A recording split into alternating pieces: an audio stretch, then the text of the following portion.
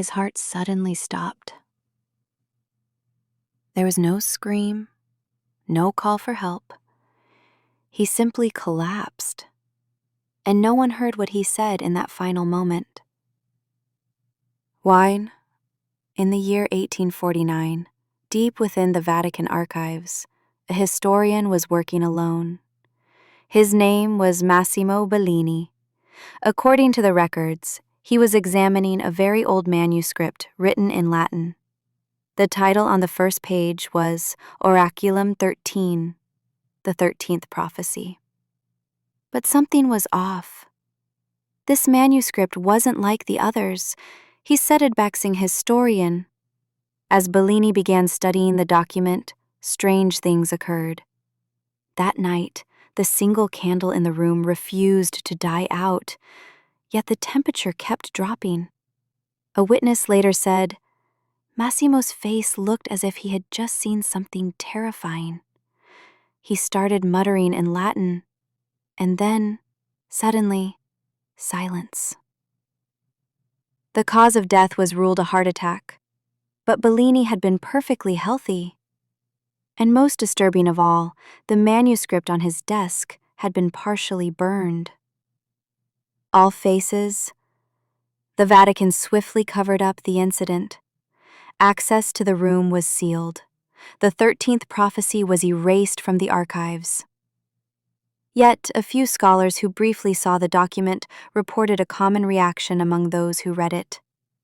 The text triggered the same physical symptoms in every reader: dilated pupils, shortness of breath, sweating from panic, and an overwhelming primal fear. But the most critical warning was this: the prophecy should never be read aloud, because the words weren't just words. They were arranged like a mental trap, one that echoed through the mind once spoken. But what did Bellini say before he died? Who was the message meant for? And where did the prophecy come from? Only one thing is certain: these lines weren't just knowledge. They were a curse. The ink on the page spread like blood, but the writing had long dried, and somehow the ink was still warm. After Massimo Bellini's death, the Vatican archives were placed under a strict restricted access protocol. No one was allowed to enter that room again. But someone did, quietly, unseen. And the manuscript was stolen. Soon after, copies of the 13th prophecy began circulating within occult circles across Europe, under whispered titles, encoded passages, and secrecy. But the full prophecy was never found. Each copy was incomplete. Some pages were burned, others had words blacked out, violently scratched. In 1907, a British symbolist named Henry Corvin discovered a peculiar page at an old book auction in London. Etched into the margin of the parchment was a strange line: Vox 13, nomen oblivium et mors. The 13th word, the forgotten name, and death. Corvin later wrote that he read the sentence out loud, and in his journal he scribbled only this: I felt a door open. Nothing came in, but I stepped out.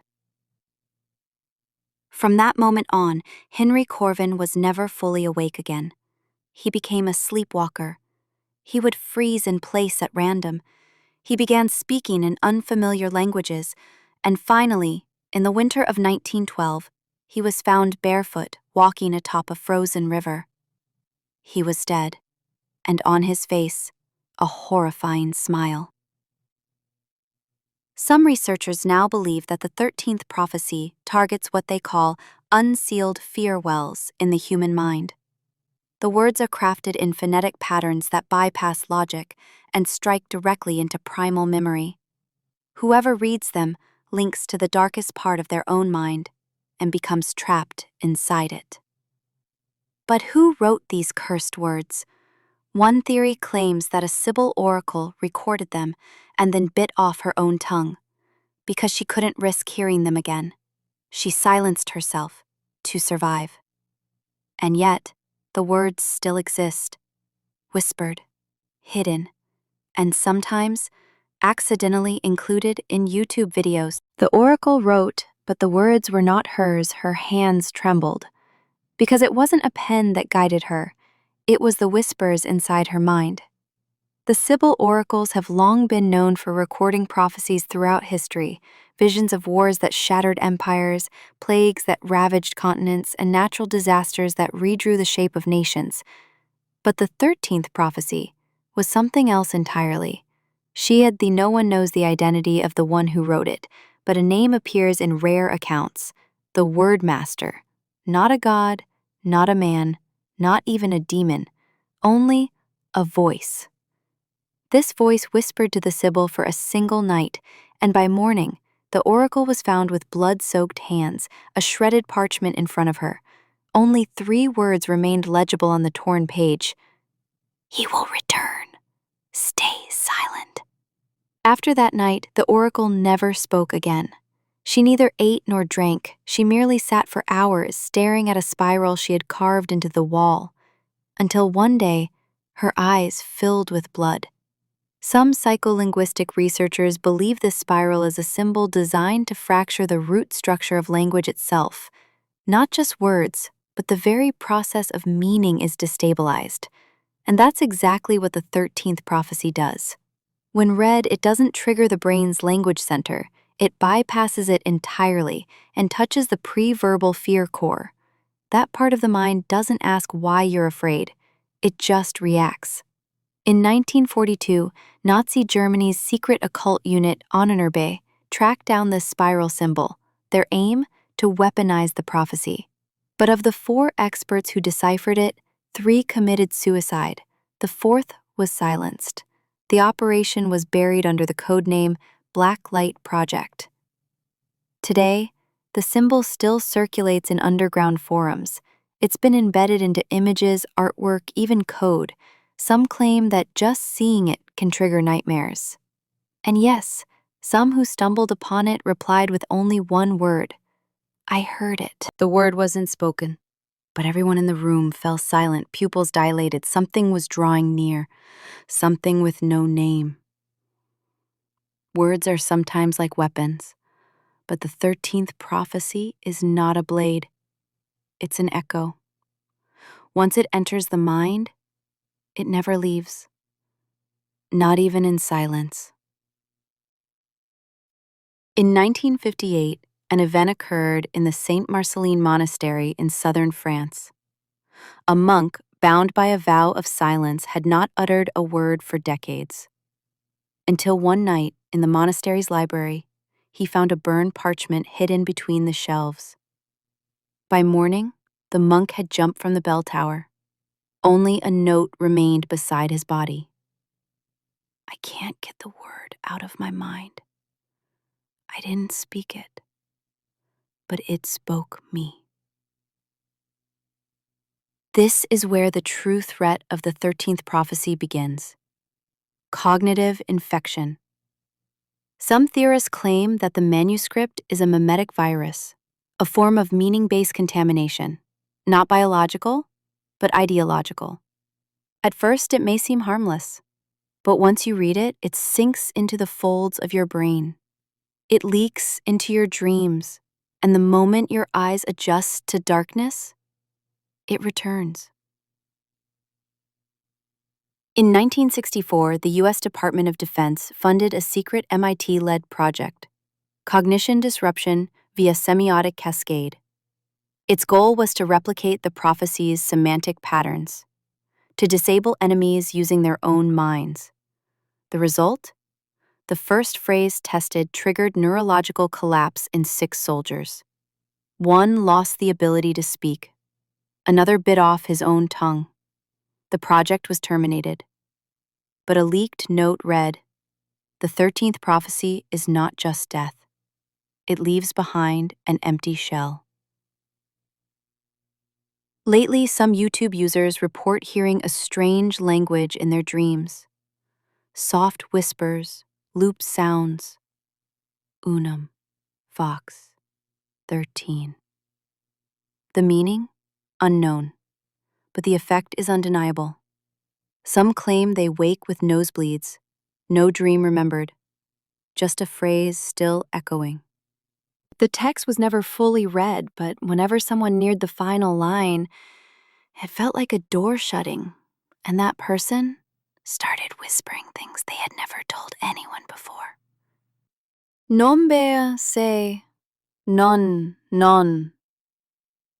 The complete version of the 13th prophecy has never been recovered, but fragments keep surfacing across the world. Non. One of the most recent was discovered in 2013 in Istanbul. An antique collector in the Grand Bazaar found a document, a strange mix of Ottoman Turkish and Latin. At first glance, it looked like any old text, but in the center of the page, a single sentence stood out. If the word is spoken, time will fracture, and within that fracture, everything will be reborn. Nong.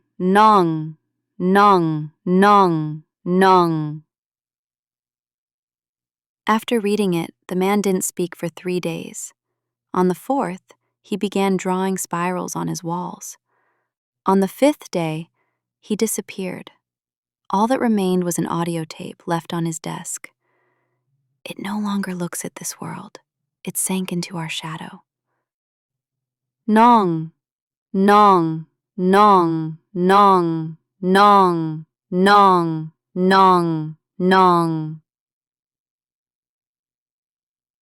At this stage, the 13th prophecy stops being linguistic. It becomes ontological. It doesn't attack belief systems. It cracks the nature of reality itself. The supposed final line of the text reads, I exist as long as I'm spoken, but if silenced once, I will replace you all.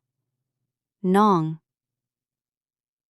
Nong mea se, nong.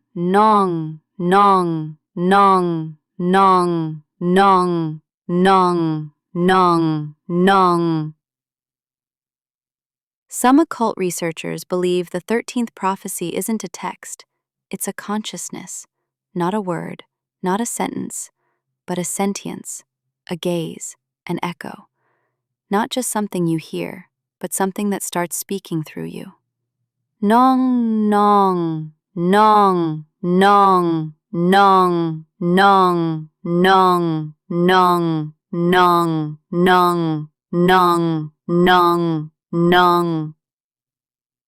And now, those watching this video, if you even repeat these words inside your head, certain things may begin to change without you even noticing. The light on your phone might seem dimmer. You'll start seeing spirals in your dreams. And sometimes, while writing, you'll hear a whisper. You won't finish the sentence, but it will complete itself. Nong mea, things are not forgotten because they're lost. They're erased because they were never meant to be remembered. Nong.